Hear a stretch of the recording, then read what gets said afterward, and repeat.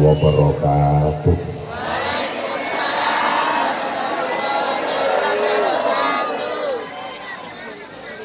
Bismillahirrahmanirrahim. Alhamdulillahilladzi faddala bani adama bil ulumi wal a'mal. Asyhadu an la ilaha illallah wahdahu la syarikalah al-malikul jalal wa asyhadu anna muhammadan abduhu wa rasuluh as-sadiqul aqwali wal af'ali wal ahwal. Allahumma salli wa sallim wa barik ala sayyidina wa maulana Muhammadin ala kulli hal wa fi kulli hal wa ala alihi wa ashabihi ahli sidqi wal kamal. Subhanaka la ilma lana illa ma 'allamtana innaka antal alimul hakim. Rabbi shrah li sadri wa yassir li amri wahlul 'uqdatam min lisani yafqahu qawli waj'al li waziran min ahli. Allahumma nawwir qulubana wa quluba dzurriyyatina wa quluba jama'atina binuril Qur'an wa nuril ma'rifah wa ilmil mukashafah wal basyirah ya fattahu ya alim. Iftah qulubana wa qulubahum futuhal arifin birahmatika ya arhamar rahimin. Amma ba'd. Ulama anal ajilla wa masyayikhana al-a'izza, para alim ulama, para pengasuh pondok pesantren, bapak-bapak kiai, ibu nyai, bil khusus pimpinan pondok pesantren Darul Istiqomah, Fadilatul Mukarram Bapak Kiai Nahuri Muslim SPDI, Bapak Kiai Zainal Arifin PA, Bapak Kiai Muhammad Ghufron Zain Al-Alim SPD, bersama segenap kepengasuhan pesantren, keluarga dalam, majelis asatid, kepengurusan pesantren, juga para sesepuh yang dimuliakan, yang kita takwimi, Forkopimda yang berkesempatan hadir atau yang mewakili, yang sama-sama kita hormati Pak Camat, Pak Kapolsek, Pak Dan Ramil, kemudian Kepala Kementerian Agama Kabupaten Ponorogo,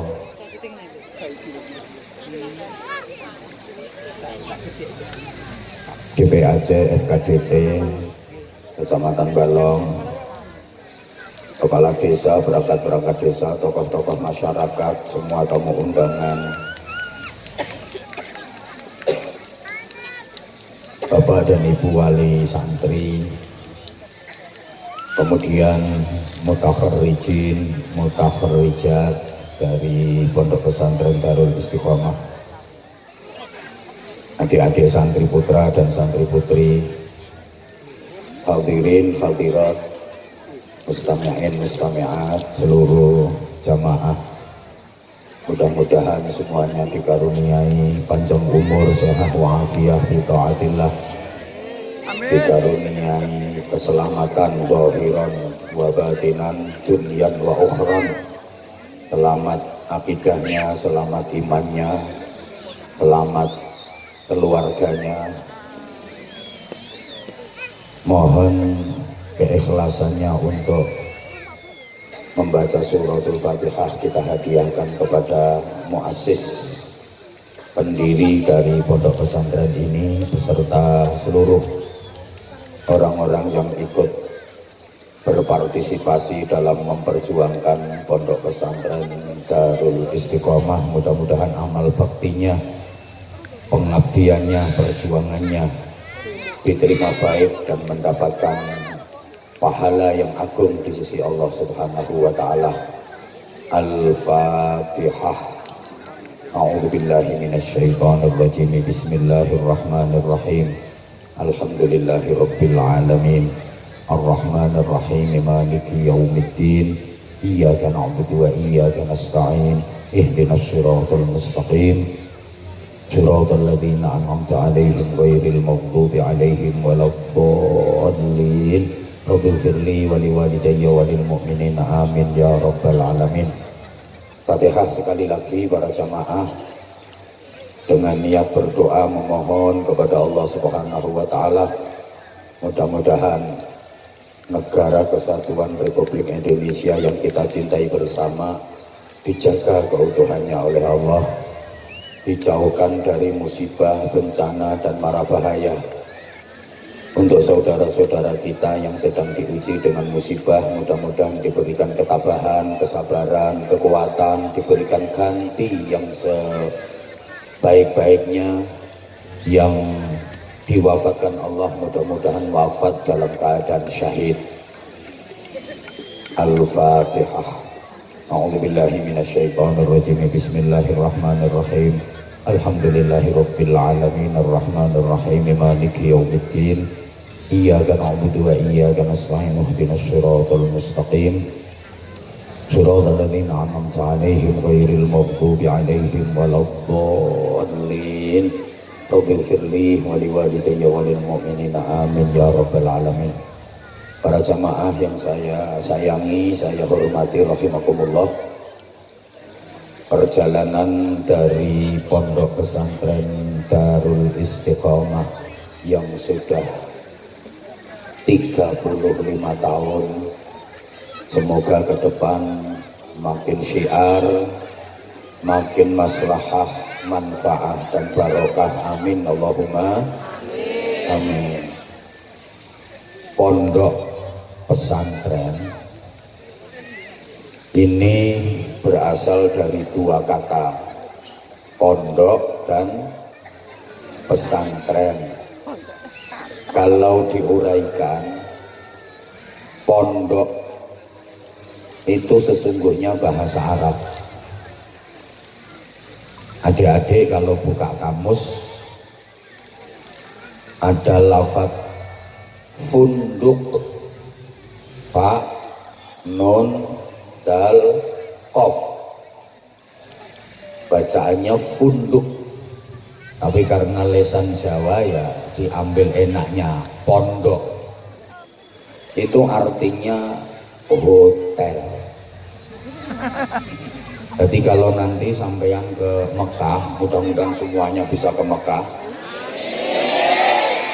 juga Madinah. Kalau melihat gedung ada tulisan funduk, itu artinya hotel. Funduk Darul Iman berarti itu hotel Darul Iman.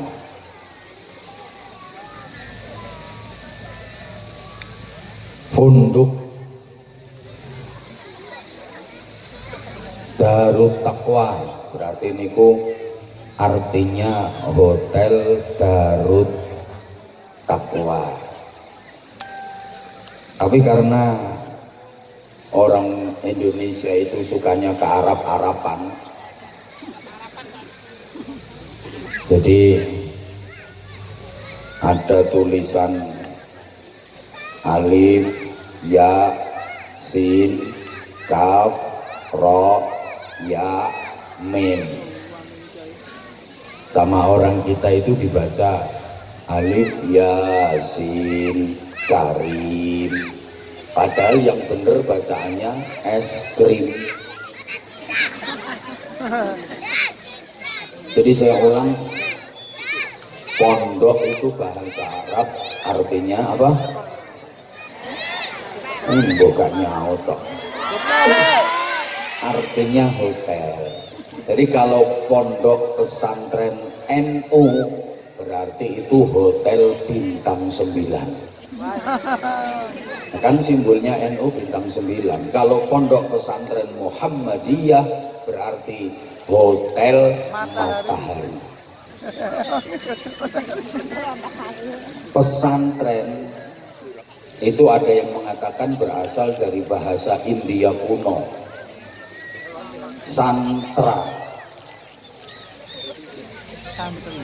artinya manusia yang dianggap suci, nggak punya dosa dalam kepercayaan India kuno, yang berhak menafsirkan kitab sucinya. Jadi orang India kuno itu punya kitab suci yang hanya boleh ditafsirkan oleh kelompok santra. Kitab suci orang India kuno itu Rig Veda, Atharva Veda, dan Sama Veda. Jadi sama tak apusi orang ngerti. Itu hanya boleh ditafsirkan oleh kelompok santra, orang-orang yang dianggap suci, nggak punya dosa. Nah, kalau di Indonesia mayoritas penduduknya beragama Islam, punya kitab suci Al-Quran, itu yang bisa menafsirkan ya kelompok santra. Kalau di Indonesia menjadi santri. Allahumma sholli ala Muhammad. Kalau diurut sejarahnya, mulai zaman Nabiullah Ibrahim alaihi salam, Allah mengutus seorang nabi dari bangsa Arab Selatan, namanya Nabi Hud alaihi salam, diberi kaum yang bernama kaum Ad. Wa ila adin akhahum Huda. Dan kepada kaum Ad Allah mengutus saudara mereka, yaitu Nabi Hud alaihi salam. Nah, karena kaum Ad ini nakal-nakal, maka nasibnya dibinasakan oleh Allah. Gagal di Arab Selatan. Kemudian Allah mengutus Nabi dari bangsa Arab Utara, namanya Nabi Shalih alaihi salam, diberi kaum yang disebut dengan kaum Samud. Wa ila Samuda akhahum Shalihah. Dan kepada kaum Samud Allah mengutus saudara mereka Nabi Shalih. Kaum Samud ini juga nakal-nakal, nasibnya ya dihancurkan oleh Allah. Di Arab Utara juga gagal, Arab Selatan gagal, Arab Utara gagal. Kemudian Allah mengutus Nabi la minal kiduli wala minal lori bal minat tengai, bukan dari Arab Selatan, bukan dari Arab Utara, tapi dari Arab Tengah. Dipilihkan dari suku yang terkenal paling fasih lesannya, paling gagah tubuhnya, paling ganteng wajahnya. Nabi itu adalah Ibrahim alaihi salam. Dan diingat Bapak Ibu para jamaah, semua nabi-nabi setelah Ibrahim alaihi salam itu adalah dzurriyyahnya, keturunannya Nabi Ibrahim. Makanya Nabi Ibrahim dijuluki Abul Anbiya, bapaknya para nabi. Jadi semua nabi sesudah Nabi Ibrahim itu keturunannya Nabi Ibrahim. Nabi Ibrahim itu fasih lesannya, gagah tubuhnya, ganteng wajahnya. Dan semua keturunan dari Nabi Ibrahim yang jadi nabi itu ganteng semua. Ma arsalallahu nabiyyan illa wa hasanal wajhi. Allah tidak mengutus seorang nabi pun kecuali berwajah ganteng. Semua nabi itu ganteng-ganteng semua. Nah sekarang kalau al-ulama warasatul anbiya, para ulama itu pewarisnya para nabi, sampeyan diteni kiai-kiai ini ku roto-roto ganteng-ganteng. Contohnya? Kalaupun tidak ganteng, lek wis dadi kiai pasti ada aura tersendiri. Silakan dilihat rai saya. Insya Allah lama-lama melenek. Lah umpama ora ganteng pripun? Nggih mboten napa-napa, wong niku mboten dadi syarat kok. Innallaha la yanzuru ila suwarikum wala ila ajsadikum wala ila hasabikum walakin yanzuru ila qulubikum wa niyatikum. Allah tidak menilai wajahmu, bodimu, nasab keturunanmu, tapi yang dinilai Allah adalah hatimu, niatmu, iman dan takwamu. Nah ini dalile kiai sing orang ganteng koyok sing ceramah iki. Allahumma sholli ala Muhammad. Udah saya lanjut, tolong adik-adik jangan rame ya, biar ngajinya bisa tertib sayang. Nabi Ibrahim punya putra dari istri yang bernama Siti Hajar. Putra tersebut bernama Ismail alaihi salam. Oleh Allah diberi pusaka namanya Masjidil Haram. Nabi Ibrahim punya putra lagi dari istri yang bernama Siti Sarah. Putra tersebut bernama Ishak alaihi salam. Oleh Allah diberi pusaka Masjidil Aqsa.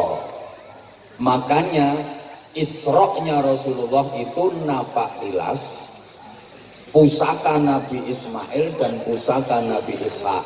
Isra-nya Rasulullah kan minal Masjidil Harami ilal Masjidil Aqsa. Sampai sini paham? Dari Nabi Ismail ini melahirkan keturunan bangsa Arab.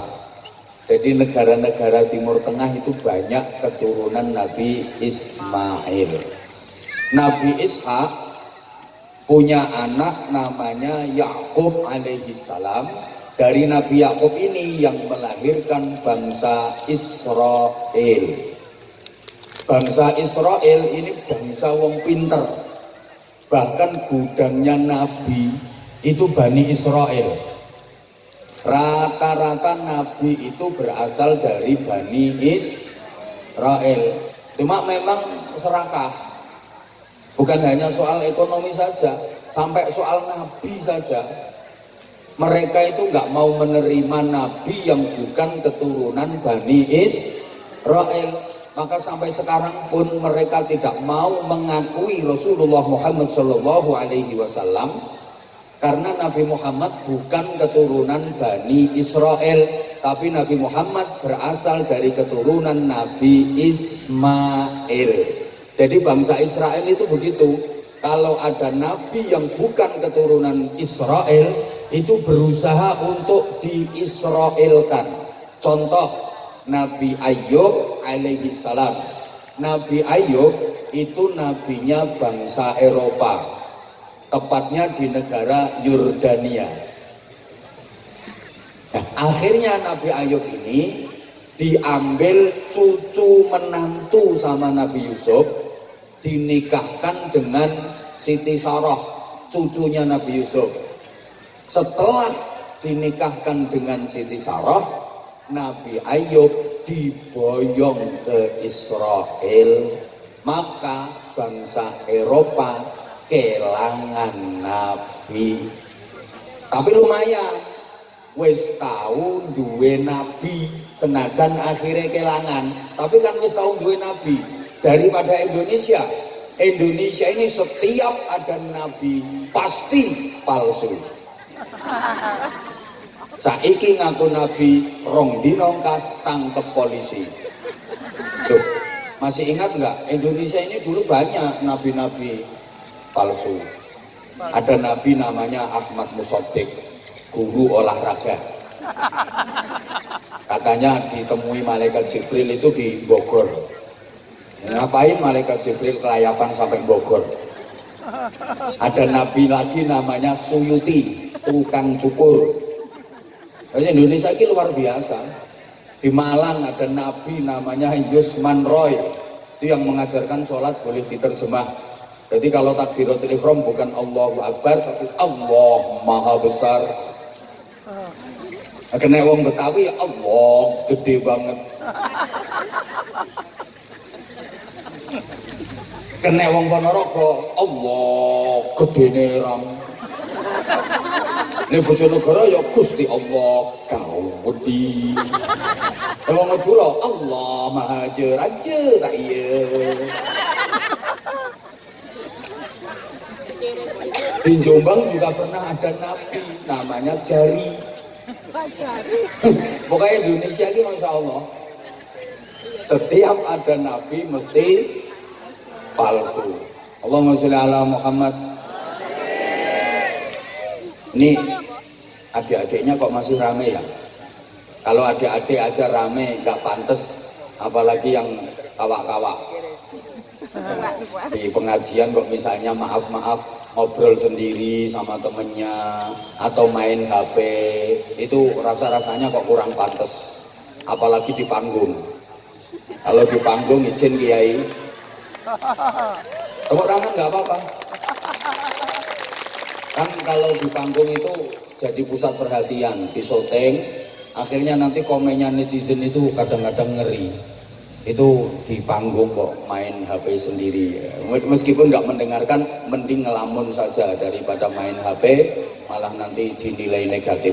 Bukan karena kita pengen dinilai manusia, enggak, tapi yuk merusui majelis pengajian. Betul?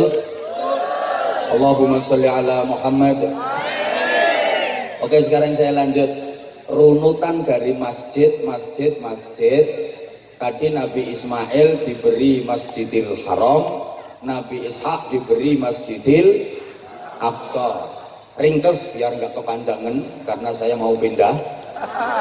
Sampai kepada Nabi kita Muhammad Shallallahu Alaihi Wasallam.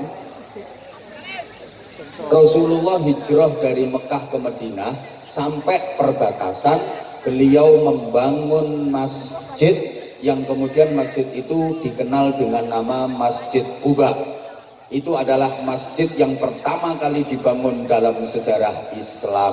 Mudah-mudahan seluruh jamaah yang ikhlas mengikuti majelis mulia malam hari ini bisa ziarah ke Masjid Quba.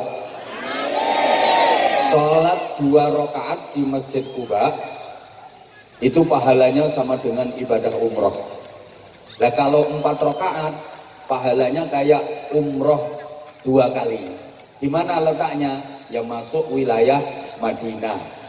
Mudah-mudahan seluruh jamaah ini diizinkan Allah untuk menjalankan ibadah umroh dan berziarah ke makam Rasulullah Shallallahu Alaihi Wasallam. Jadi realistis saja saya kalau mendoakan mudah-mudahan bisa umroh.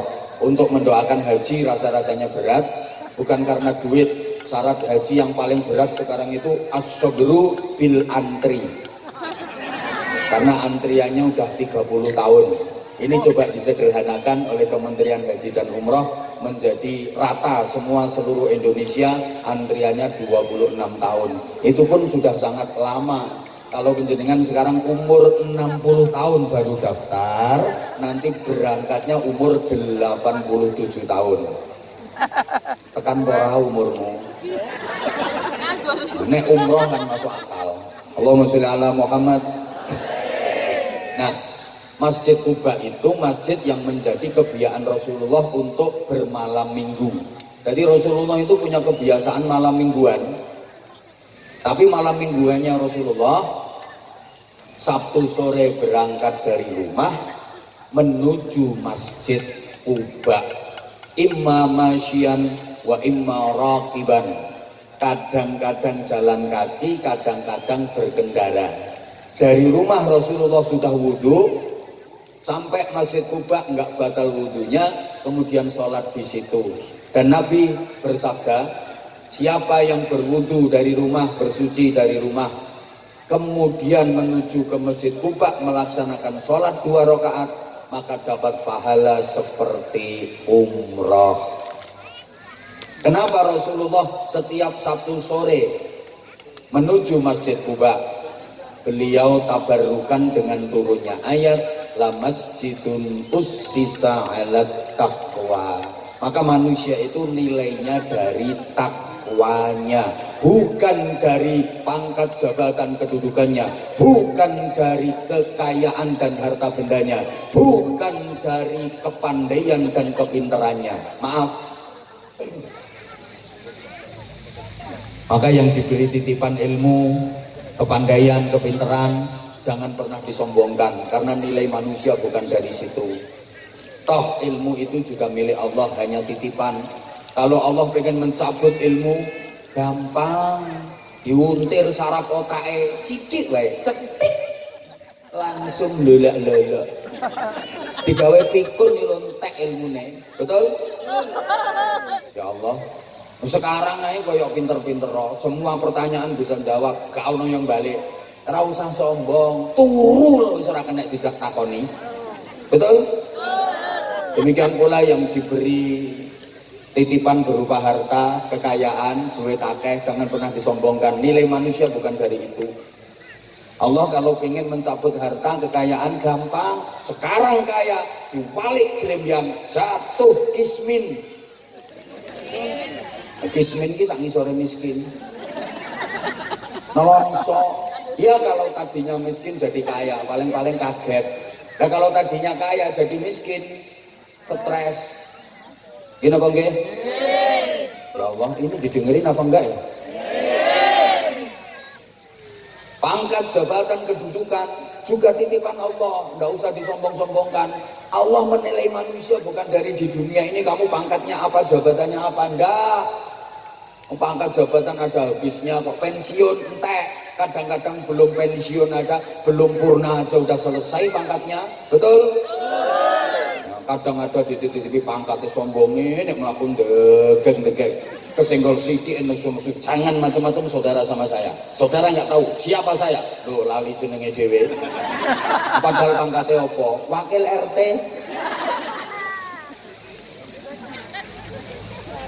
Jadi manusia itu yang dinilai takwanya maaf. Nek sapi, kayak nilainya toko dagingnya.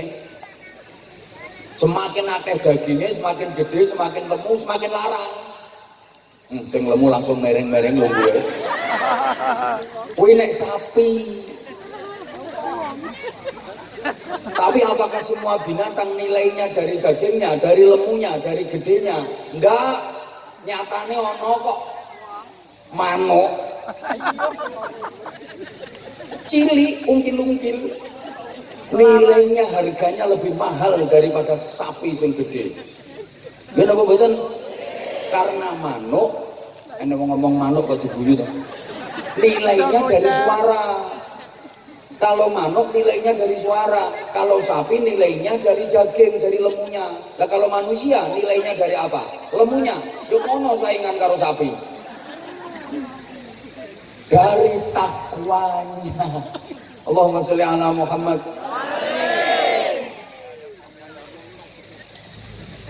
Masuk ke jantung kota Madinah, Rasulullah langsung nyari tempat yang strategis untuk membangun masjid. Yang masjid itu sekarang kita kenal dengan nama Masjid Nabawi di Madinatil Munawwarah. Bapak Ibu para jamaah, setelah selesai membangun masjid, Rasulullah menentukan tempat yang istimewa dengan sabdanya, ma baina baiti wa mimbari raudhatun min riyadil jannah. Tempat antara rumahku sampai dengan mimbarku adalah taman di antara taman-taman surga. Tempat itu sekarang dikenal dengan nama Raudhah, yang menjadi tujuan nomor 1 siapapun yang ziarah ke Madinah, siapapun yang ke Masjid Nabawi. Target utama nomor 1 mesti pengen ke raudhah. Yang sekarang untuk bisa masuk raudhah itu nggak sembarangan, harus antri dan pakai tasreh. Kalau nggak ada tasreh atau izin masuk, nggak bisa masuk. Kenapa tempat itu begitu istimewa? Ya karena Rasulullah saja menyebut itu adalah taman surga.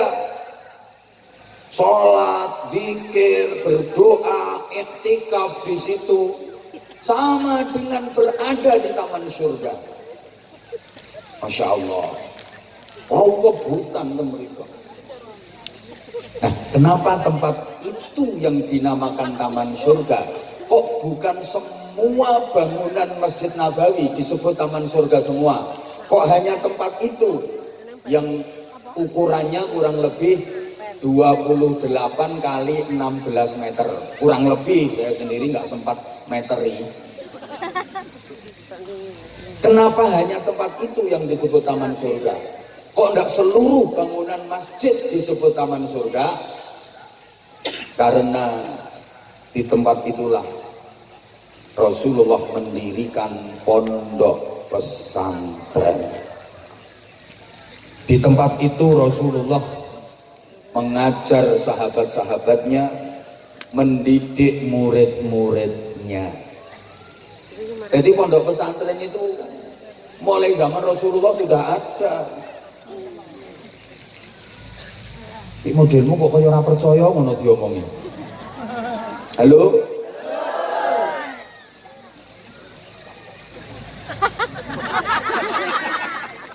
Pondok pesantrennya Rasulullah itu namanya Raudhatun min Riyadil Jannah, taman surga. Maka semua pondok pesantren yang ada di dunia ini besok akan diangkat oleh Allah menjadi bagian dari taman surga, termasuk Darul Istiqomah. Lah penghuninya siapa? Ya semua yang berkaitan dengan pondok pesantren, yang ngajar, yang belajar. Jadi ya kiainya, bunyainya, ustadz-ustadzahnya, pengurus-pengurusnya, santri-santrinya, sak wali santrine mlebu swarga. Nek sahriyae ora telat. Dan semua orang yang ikut membantu dan mendukung perjuangan pondok pesantren minimal seneng karo pondok pesantren. Paling ngapunten kadang-kadang ana wong nanggone lingkungane iki ana pondok pesantren wis ora melu nyumbang, ora ndukung, ora ndongakne, malah ngrusui. Wonten napa mboten? Ora usah kaget. Sandinge sumur, sandinge jeding, sumur jeding untuk bersih-bersih. Sandinge kuwi mesti ana peceren, ora usah kaget. Halo? Perjuangannya Kanjeng Nabi yo dirusui Abu Jahal, Abu Lahab. Mboten usah kaget. Sama nek berjuang terus wonten penghalang, ana aral, ana rintangan, wis niku gandengane. Allahumma sholli ala Muhammad. Nah, Bapak Ibu para jamaah rahimakumullah, santrine Kanjeng Nabi niku nggih kathah saking tebih-tebih. Wonten santri sing berasal dari Jerman, namanya Suhaib Ar-Rumi. Cobi toh, niki wong Eropa, dari Romawi Jerman datang ke Madinah, mondok teng Kanjeng Nabi. Wonten saking Asia Barat, Persia, namanya Salman Al-Farisi, mondok niku Kanjeng Nabi. Bahkan wonten saking Afrika, Bilal bin Rabah. Mulane pondok pesantren serius, pondok pesantren sepuh tingali, santrine rak saking tebih-tebih. Makanya pondok pesantren itu nek wis tenanan, santrinya dari jauh-jauh. Sampeyan titeni to pondok-pondok pesantren sing wis serius tenanan-tenanan niku, santrine to ado-ado. Mulane ngapunten lek santrine lagi mutek sak RT rong RT yo aja berbangga diri dulu. Niku nembe rodok pondok. Kiai nek serius niku santrine mesti saking tebih-tebih. Iki ngrungokne ora to wong iki. Sampeyan koyoke ora percaya nek Kanjeng Nabi nggih pondok pesantren. Nggih, sahabate Kanjeng Nabi itu ada yang dikenal sahabat Ansor, ada sahabat Muhajirin. Sahabat Ansor itu yang asli penduduk Madinah. Sahabat Muhajirin itu asli penduduk Mekah, hijrah pindah ke Madinah.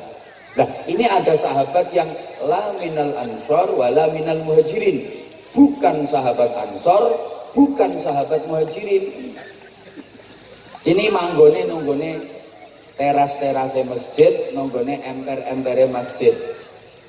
Kemudian dikenal dengan nama Ashabus Suffah, penghuni teras, penghuni emperan. Terus kali Kanjeng Nabi didamelaken godak-godakan. Manggene ten mriku wis ana pondok-pondok godakan. Tinggalnya di situ, mondok di situ. Kepala pondok pesantrennya namanya Abdurrahman bin Sakhr yang kita kenal dengan nama Abu Hurairah. Allahumma sholli ala Muhammad. Nah, Rasulullah mengasuh pondok pesantren bersama dengan istrinya yang bernama Sayyidah Aisyah bintu Abu Bakar Siddiq radhiyallahu anhu. Di antara istri-istri Rasulullah yang diajak ngasuh pesantren itu Sayyidah Aisyah. Makanya Kanjeng Nabi dawuh, sepeninggal Sayyidah Khadijah wafat, Kanjeng Nabi dawuh, inna ahabban nisa ilayya Aisyah wa inna ahabbar rijal ilayya abuha. Wanita yang paling aku cintai di dunia ini adalah Aisyah. Sedang laki-laki yang paling aku cintai di dunia ini adalah ayahnya Aisyah, Abu Bakar Siddiq. Kenapa istri Rasulullah yang paling dicintai Sayyidah Aisyah? Apa karena beliau cantik? Ternyata bukan. Bukan karena beliau cantik. Memang Sayyidah Aisyah itu cantiknya luar biasa. Sampai Rasulullah manggilnya itu mesra banget. Ya Umairah, wahai yang cantik putih kemerah-merahan. Kalau di sini kayak mana ya Aisyah itu ya? Cantiknya ya. Izin dan ini ya kesempatan saya ya pas gini tok ini kan. Kayak penceng yo ngacung. Masih Aisyah enggak. Tidak ada, ini tambah lemu ini. Enggak ada. Saking cantiknya. Tapi bukan karena itu Rasulullah paling mencintainya. Kenapa? Ya karena Sayyidah Aisyah yang diajak ngasuh pesantren karena keilmuan.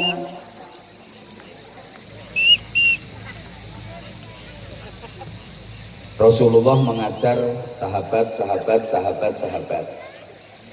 Kemudian para sahabat mengajar muridnya.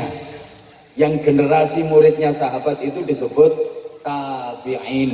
Apa Bu? Pisan maneh. Sampeyan kersane ngertos selama ini kan mek krungu tabi'in.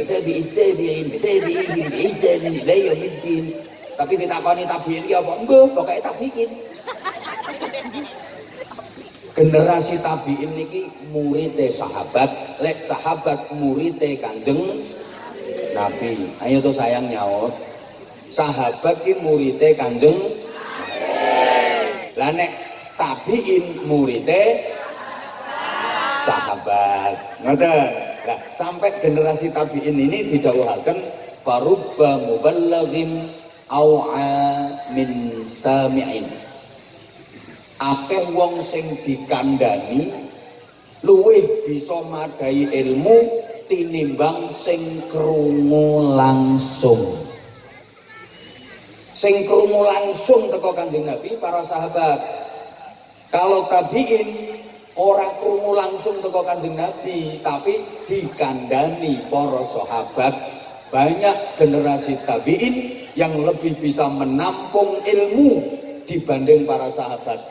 Makanya kalau kita teliti Bapak Ibu para jamaah, khususnya Ustadz dan Ustadzah, disiplin-disiplin keilmuan dalam Islam itu banyak yang lahirnya pada generasi tabi'in.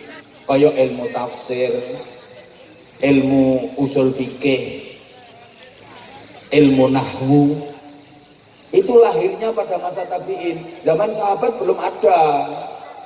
Sampean pernah dengar Sayyidina Abu Bakar Siddiq bahas nahwu misalnya, Sayyidina Umar bin Khattab bahas sorob? Tidak ada. Allahumma sholli ala Muhammad. Jadi disiplin-disiplin keilmuan berkembang pesat, melahirkan berbagai macam disiplin ilmu itu pada generasi tabi'in. Nuwun sewu. Makanya biasanya pondok pesantren akan mengalami masa keemasan itu di generasi ketiga, cucu. Dan ini Darul Istiqomah kan baru generasi kedua, betul? Astagfirullah, orang nyaut pendirine sampun sedo. Dan ini namanya generasi kedua, belum masa keemasan Istiqomah, Darul Istiqomah. Harus tetap optimis. Biasanya nanti puncaknya pada generasi ketiga. Putra-putrane beliau-beliau. Nek beliau-beliau iki sik dereng niki wong sik kaya ngene model. Ijen dia ini.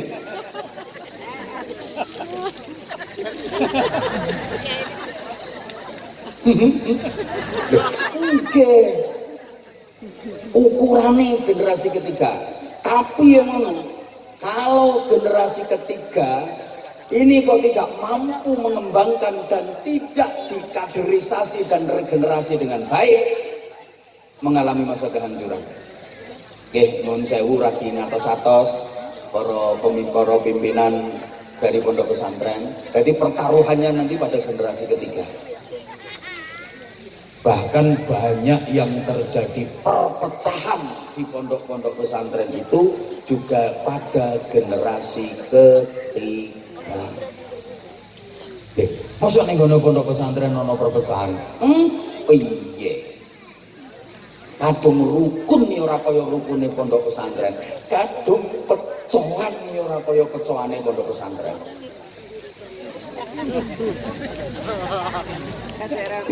Ulang ngemotake. Halo.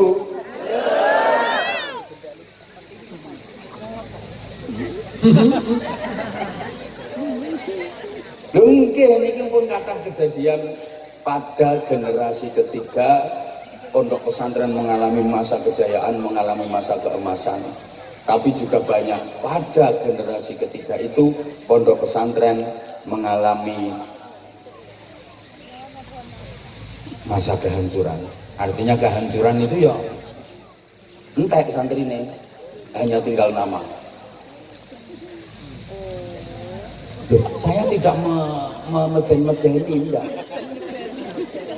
Tapi bagaimana para sahabat mendidik murid-muridnya tabi'in menjadi generasi-generasi hebat, sehingga ini bisa dijadikan ukuran. Seorang guru disebut sukses kalau bisa mempunyai murid yang kapasitas dan reputasinya melebihi gurunya. Allahumma sholli ala Muhammad. Saya ulang, kiai disebut sukses kalau mempunyai santri yang reputasinya bisa melebihi kiainya. Itu baru sukses. Sama halnya orang tua disebut sukses dan berhasil kalau mempunyai anak yang reputasi dan prestasinya melebihi orang tuanya. Izin, saya bisa dan berani mengatakan ini Pak Kapolsek ya. Bapaknya Pak Kapolsek itu orang sukses karena bisa mendidik dan membimbing putranya, mengantarkan putranya sampai menjadi Kapolsek. Izin Pak Kapolsek, bapaknya profesinya bapaknya petani, perangkat desa, petani, tukang dakwah, tukang idak-idak sawah. Izin, tapi bisa mengantarkan putranya menjadi perwira, menjadi Kapolsek. Berarti ini yang hebat bapaknya, bukan Kapolseknya. Izin, rasa dikeploi wong sing hebat bapaknya.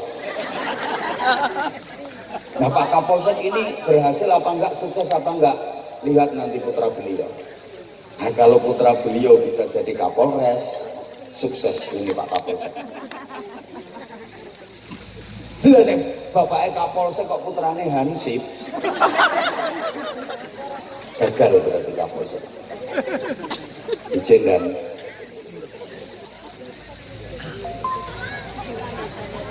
Sama Pak Dan Ramil juga begitu. Yang hebat ini bukan Dan Ramilnya, ayah beliau. Mungkin ayah beliau petani, mungkin ayah beliau pedagang, tapi bisa mendidik, mengantarkan menjadi kapten. Putranya menjadi Dan Ramil. Lah Pak Dan Ramilnya sukses apa enggak? Ya lihat nanti putranya Pak Dan Ramil. Kalau putranya nanti bisa jadi Dandim, nah ini sukses berhasil Pak Dan Ramil. Putranya Pak Dan Ramil ketua RT. Ya berarti gagal Pak Dan Ramil. Saya juga mohon izin, saya bukan apa-apa, saya bukan siapa-siapa. Kalaupun disebut berhasil, yang berhasil adalah orang tua saya, guru-guru saya. Yang hebat itu guru-guru saya, kiai-kiai saya. Saya hanya debu, saya bukan apa-apa. Karena kalau tanpa orang tua saya, tanpa mbah-mbah saya, tanpa guru-guru dan kiai-kiai saya bukan apa-apa, saya bukan siapa-siapa. Lah saya ini berhasil apa enggak? Ya nanti anak saya seperti apa? Kalau anak saya bisa melebihi saya, berarti saya berhasil. Lah kalau anak saya nggak bisa melebihi saya, ya berarti saya gagal. Halo? Pondok pesantren ini juga begitu. Akan berhasil ketika bertambah dekade, tambah berkembang. Tambah dekade, tambah berkembang. Makin manfaat, makin barokah. Bukan hanya dari segi kuantitas, santrinya tambah banyak, itu juga belum bisa dijadikan ukuran. Tapi yang terpenting justru adalah kualitas. Serius ini bahasannya ini. Halo? Wes selesai, ringkes, turun. Tadi dari Nabi Ismail, Nabi Ishak sampai ke Rasulullah, sahabat, tabiin, turun sampai ke Indonesia, sampai ke Ponorogo, sampai Balong. Masuk ke Indonesia ini dibawa oleh para aulia, para ulama sekitar abad ke-14 pasca runtuhnya kerajaan Majapahit. Jadi Bapak Ibu para jamaah, dibanding negara-negara lain di dunia ini, Islam masuk ke Indonesia itu agak telat, abad ke-14. Ini secara pergerakan ya, kalau secara individu di abad ke-12 sudah ada, tapi secara pergerakan baru pada abad ke-14. Padahal Islam sudah merambah ke wilayah lain di dunia ini di akhir abad ke-6 dan di awal-awal abad ke-7. Islam sudah masuk Spanyol. Ngertos Spanyol nggih? Kidule Siman.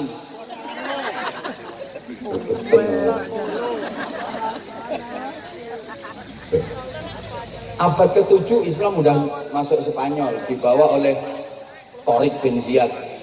Makanya adik-adik santri kalau ngaji Nahwu Alfiyah Ibnu Malik itu karangannya ulama asli Spanyol, namanya Syekh Muhammad Jamaluddin bin Abdullah bin Malik Al-Jayyani Al-Andalusi.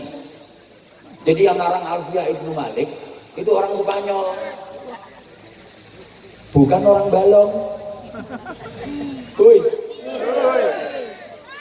Islam sudah sukses membangun peradaban di sana. Islam masuk Rusia itu ya abad ke-7. Tapi nek krungono wong maca hadis rawahul Bukhari, hadis ini riwayat Imam Bukhari, rumangsamu Bukhari tonggomu bakal sego goreng. Orang sana. Ya Allah. Islam sudah masuk ke Irak, Mesir, Ya abad ke-7, masa-masa Amr bin As jadi gubernur Mesir. Dah tak ringkes saya, Islam masuk Iran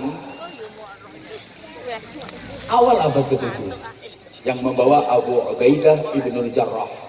Makanya adik-adik santri Pondok Darul Istiqomah lek ngaji kitab Fathul Qorib Al-Mujib, itu karangannya siapa? Syekh Ahmad bin Husain bin Ahmad Al-Asfihani.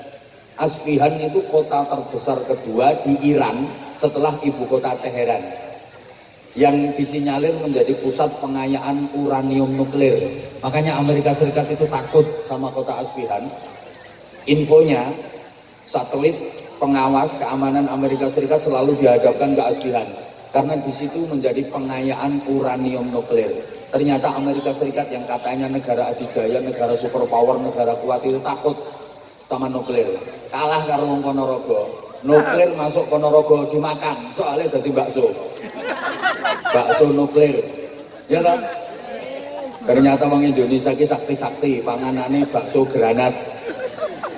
Aku kapan itu pas lewat di Ponorogo ki ono warung itu tulisannya sedia nasi bebek sambal mercon. Wong Ponorogo iki sambelnya mercon. Wah, Indonesia ini ternyata sakti-sakti.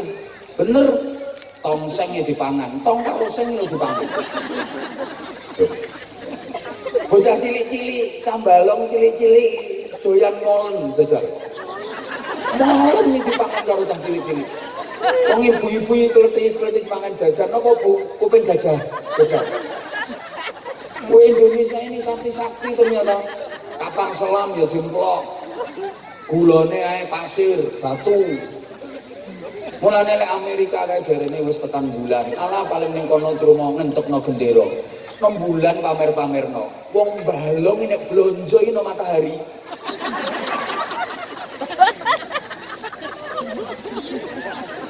Ya ora kobong kok. Ya Allah ya Karim. Wes. Jadi Islam masuk ke Indonesia abad ke-14 itu dibawa oleh para wali terus sampai masa penjajahan. Nah, ini nanti bagaimana peran ulama, kiai, santri dan pondok pesantren untuk Republik tercinta ini. Pada masa penjajahan, mohon izin Pak dan Ramil, Pak Kapolsek, yang menggelorakan semangat patriotisme untuk melawan kolonialisme. Aduh, sekarang isme itu jelas bingung. Moga-moga sing tak omongi paham. Soalnya kita sing tak omongi iki wonge ayu-ayu tapi pinter. Yang menggelorakan semangat perlawanan melawan penjajah itu ternyata ya para kiai, para ulama. Loh, kenapa kok para kiai, para ulama? Bukan tentara, bukan polisi. Izin, waktu itu tentara belum lahir, apalagi polisi belum belas. Izin dan memang iya kok, belum lahir. Masyarakat itu kalau ada urusan apapun larinya ke kiai. Dulu, halo? Sampai anaknya masyarakat Indonesia ini kan nggak boleh sekolah sama Belanda. Dan nanti kalau anaknya orang Indonesia ini sekolah, pinter-pinter, wah bahaya, bisa melakukan perlawanan kepada penjajah. Nggak boleh sekolah. Yang boleh ikut sekolah khusus anaknya bangsawan, minimal anaknya bupati. Anaknya bupati ke atas, yang ningrat, yang bangsawan saja yang boleh ikut sekolah. Bupati mengisor, anak-anaknya gak oleh melu sekolah. Anaknya camat, anaknya kapolsek, anaknya dan ramil, orang itu melu sekolah. Lalu terus pendidikannya bagaimana? Semua larinya ke pondok pesantren. Pendidikan dari anak-anak masyarakat semuanya ke pondok pesantren. Dan di pondok pesantren itulah mereka digembleng untuk mencintai tanah air, ditanamkan kuat hubbul waton minal iman, cinta tanah air bagian dari iman, ditanamkan kuat melawan penjajah hukumnya fardu ain, kalaupun mati, matinya mati syahid. Itu ditanamkan di pondok-pondok pesantren. Mulane masyarakat niku nek karo kiai manut. Jadi problematika keumatan itu bisa diselesaikan pada tingkat kiai. Zaman biyen nonton masyarakat itu urusan apa wae morone rak tenggene kiai. Nggih napa nggih? Nanti tekan saiki masyarakat itu lek karo kiai manut. Mulane lek badhe pilih pilihan ngoten nika, mbah pilihan kepala daerah, mbah pilihan DPR. Calon-calon ini mesti do morono nggone kiai, lebet to mae kiai. Dijaluki dukungan, soalnya ngerti nek masyarakat manut